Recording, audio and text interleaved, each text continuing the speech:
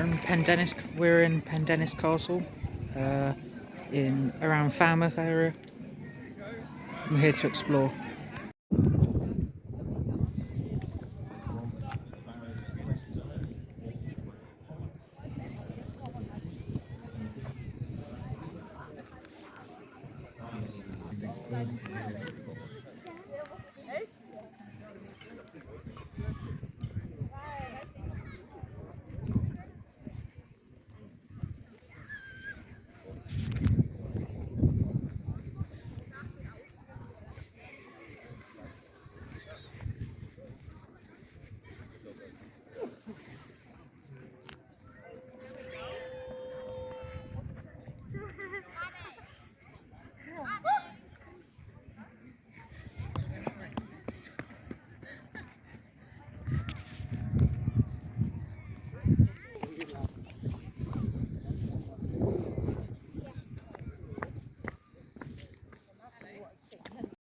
Left on your fingertips, but you're doing it perfectly, so well done. She's quite heavy, isn't she?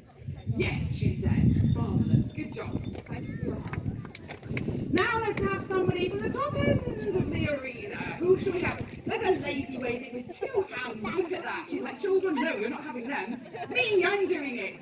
Madam, you may come forth and join me in the arena, and you may have the glory of a flight.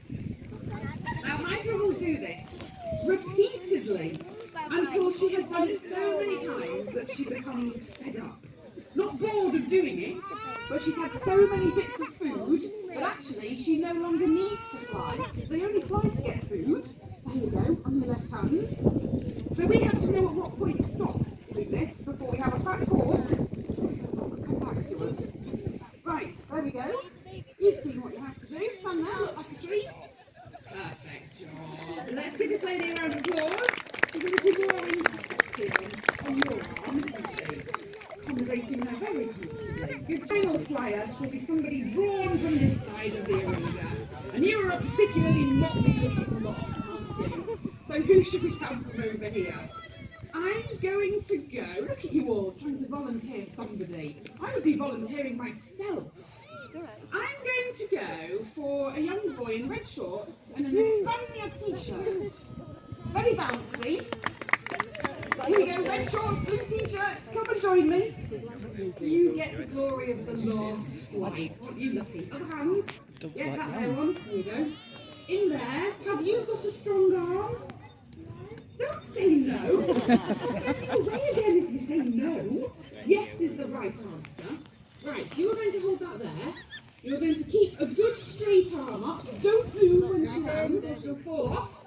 And don't close your eyes or you'll miss it all. Scary, isn't she? Shall I help you? There you go. You can full basic observational stuff. And it works like a dream as long as you get it right. Now, our kings absolutely loved the art of hawking. This pursuit was referred to more commonly as hawking in history than it was described as falconry. And some of our kings were particularly hands-on. There is one famous Plantagenet king who was known as the Falconer King because he was so passionate about this pursuit, and that was Edward I. And Edward was one of those chaps who liked to know all of his falcons personally and to get involved in their training and their development. He was out riding along a riverbank one day on his own, on horseback, having a bit of private king time, and he noticed on the other side of the riverbank was a young noble, and he'd been hawking in the reed beds. Falconry display. So rare that this hawk is the only one of their species in the country that flies free in this manner at demonstration.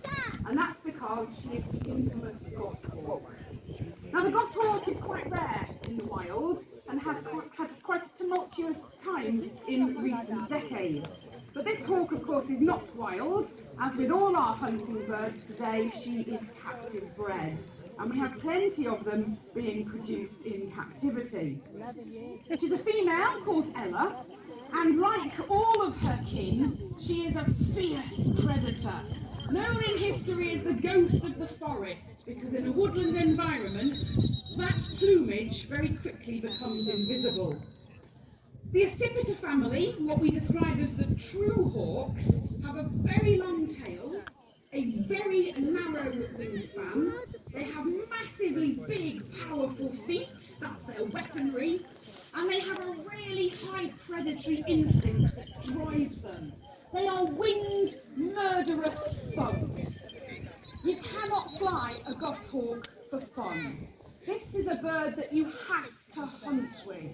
And if you don't flush and show her prey, she will very quickly get bored and disappear off into the woods and entertain herself. All of our medieval kitchens and put all of the food in our nobles' bellies.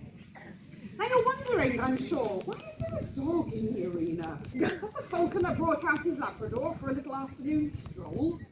No, it's traditional to fly your goshawk over a dog. And in actual fact, in history, that was very often the only way to contain your goshawk. The idea being that the dog can easily pick up the scent of a bird or an animal, flush it, and then when it becomes visible to the hawk can chase it down. It not only reduces the amount of time that you have to spend in the field, but it doubles the quantity of prey that theoretically you can catch. And that mattered because a hawker was not hunting for himself. A hawker was in paid service of a household. And so he was given a shopping list in the morning by his master, go out, get so many ducks, so many partridges, so many hare, and he could not fail. So having a dog to increase the efficiency of his hunting was always going to be an advantage. So what we're going to do is we are going to try and recreate that style of hunting. We are going to use Cosmic, our Labrador, to prey for the goshawk to catch. And to do that, we are going to employ a bit of modern technology. So, at opposite ends of the arena, we have two wooden boxes and a faint line strung between them. At the top of the arena, we have an electronic device, which is going to tow at speed from the bottom of the arena a fake pheasant. We are first going to ask Cosmic to flush and to make that pheasant run, and then when in movement, we can loose the hawk and hopefully get our chase. What could possibly go wrong? So, we're going to send the dog in as everything is in position. Off goes Cosmic. She will nose the prey. The prey has shown its face, it's in flight, the hawk is in pursuit. And now we have it, a beautiful catch. Give them both and we're going to prepare for the last flight of our demonstration. And when I do that, just time for another short story. And this is a story about another of our medieval kings, but a king who was not terribly popular. And that's because this king is renowned for being quite vain and quite selfish. He was a passionate hawker. He loved hunting with birds of prey and hunting with dogs as well. And he spent more time in the hunting field than he did in the royal corridors actually doing his job as a king. He was a highly competitive man, and he cared very much about his reputation in public. And so, on a royal hunt one day, where he was flying his royal falcons, there was a little incident that occurred that not only embarrassed him, but pulled the king down a peg or two in front of his population. And that did not go down very well. Shortly. And this is a big aerial predator that chases things like heron and crane. His royal falcon had pitched up about 500 feet above a mighty crane, and the king was so confident that his falcon was going to capture this big water bird that he shouted out for everybody to hear, "Only by the command of God will that crane escape." And in that very moment, the crane turned its head and is said to have skewered the royal falcon upon his long, sharp beak. Hit the ground just in front of the king, and bylookers describe him as being struck dumb, probably the first time ever in his life. And it was a little reminder that even a king, as vain and as proud as he was not above the word of God, the true king. Now the bird in question was this one. It is a creature that was known as the falcon argent, in history, which translates as the silver falcon, or in this case the white falcon. And the colour of his plumage gives you a big fat clue as to where he comes from in the wild. This is not a native species of falcon in the world, and it is known as the Gyr falcon, spelled G-Y-R.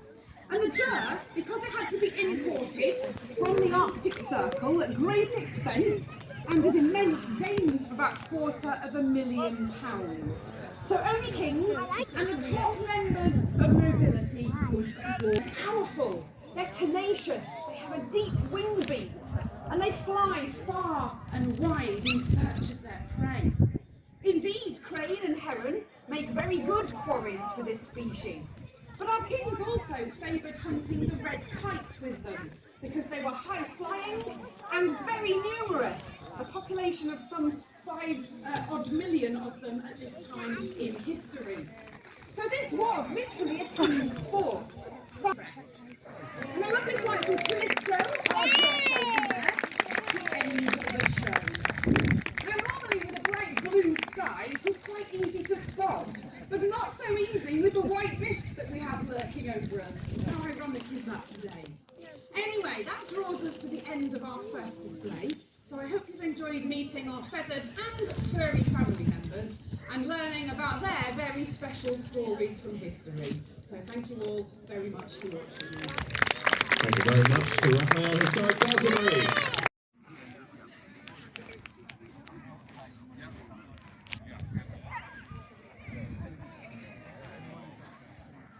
Ladies and gentlemen, the light saw the two edges of it stand for justice and for loyalty.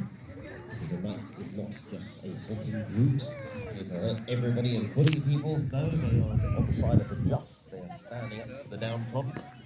And loyalty to their king, to their country, to their god, made to support. Then again, during the 15th century, it was said that chivalry is dead. It was a fairly early demise, really. That's the era we think of as the most chivalrous.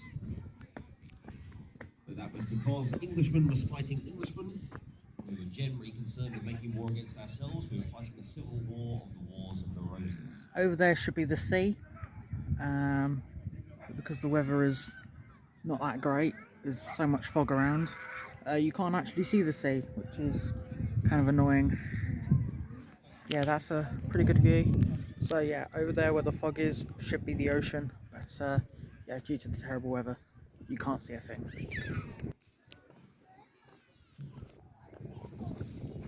See the sweeps of that. It's all very, I think it's impressive, I must say. Misty battlefield. A few battles of the 15th century were decided by their weather conditions, such as Towton Fort in the snow, favoured the side of the Yorkists.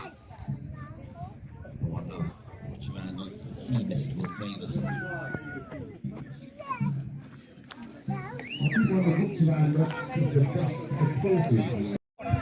Whatever you do, don't move. You're right there, Elsie. Are you okay? Are you sure you're okay? Good.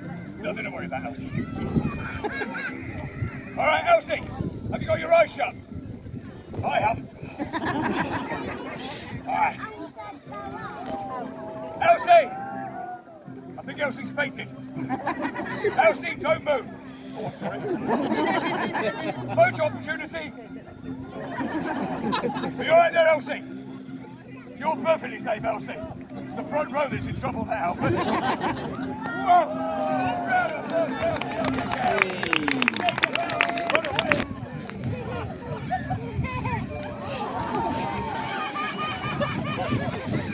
It's filling up with snot!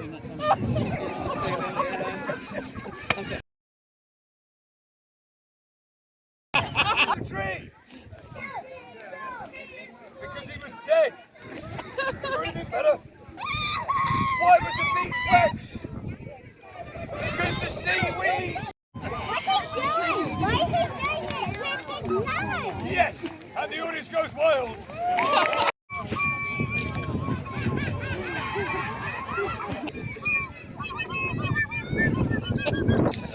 Really beans! Alright, is that an empty tin of oatmeal or baked beans? Yeah. Ladies and gentlemen, boys and girls, what I'm about to attempt to do now There's our big beach.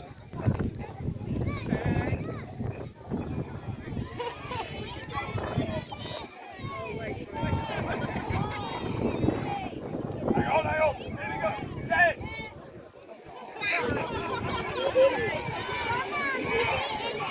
No.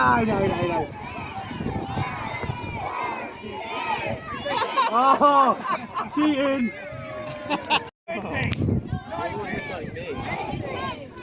18, 16, 15, 14.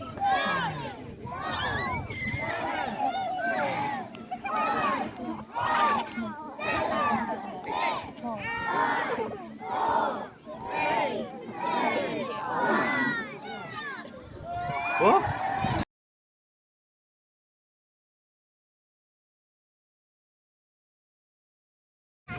Ooh, ow. Ooh, ow. Onto behind the back of nails. Behind the back, just stand there, Ellie. So, Ellie, when you stood on top of me, I need you to put your arms. No. I need you to put your arms out wide and go, hey. Quick practice, Ellie. Go, hey. Hola. Because we got our phone. You can get your phone later on. Ow. Where's Mummy? Ooh, ow. Where's Mummy gone?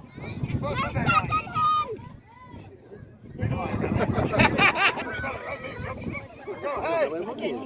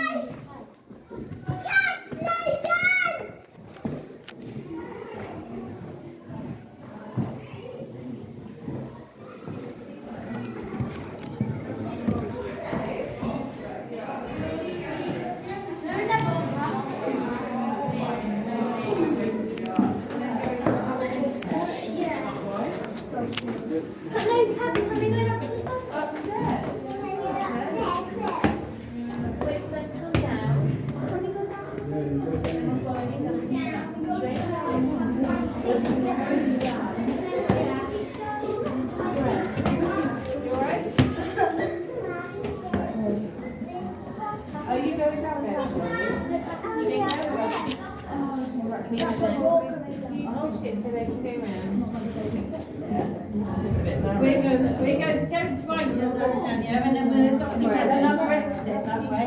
You're right, there's another exit that way. We are going to go up that one else.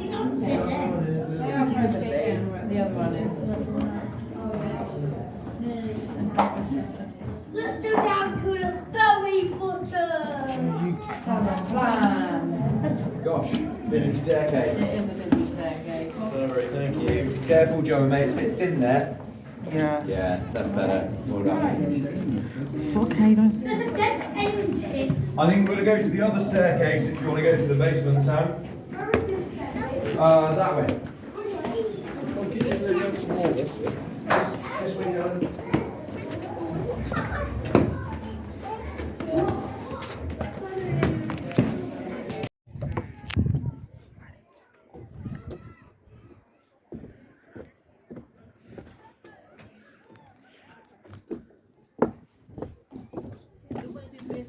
Cream tea is up on the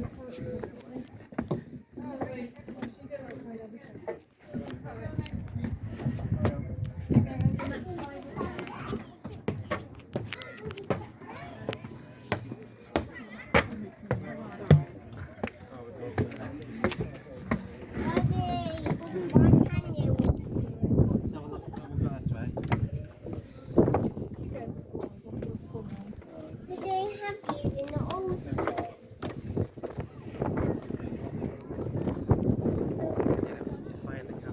Can't detect any sea.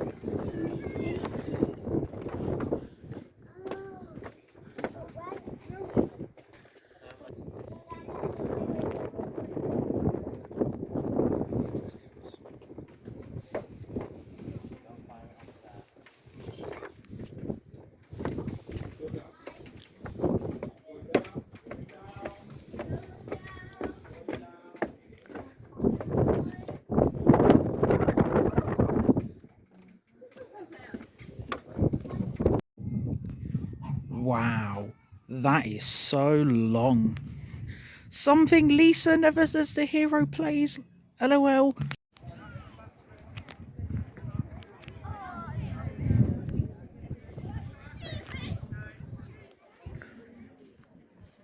Pendennis Castle is lovely to visit, but it's just a shame that the weather is not great. Some people down here playing archery.